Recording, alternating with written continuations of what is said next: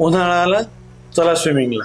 मग आपल्या शहरात जिथे जिथे आता 5-6 चांगले तरण तलाव आहेत आणि आपण स्विमिंग करायला पाहिजे. It is actually very helpful exercise for your body. पण कानात जर आपण इयरप्लग नाही वापरले आणि कानात पाणी जाऊन मळ कधी कधी फुगून जास्त दुखायला लागला, स्विमर्स इयर सारखे कंडिशन्स आपण जर अनुभवले तर कदाचित ते पेन अनबेरेबल होऊ शकतं.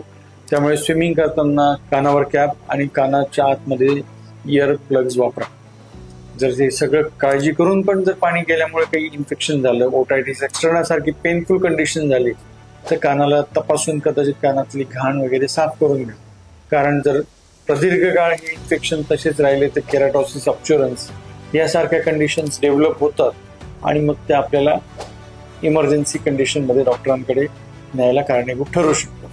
त्याच्यामुळे जरा जपून आपल्याला जर स्विमिंग आवडत असेल तर काय काळजी घ्यायची ही आज सर्वत्र इंटरनेटवर पण उपलब्ध आहे. ती काळजी जर घेतली तर आपण आनंदाने समरला सामोरं जाऊ शकतो आणि without any medical requirement treatment आपण समर पण एन्जॉय करू शकतो. थँक्स.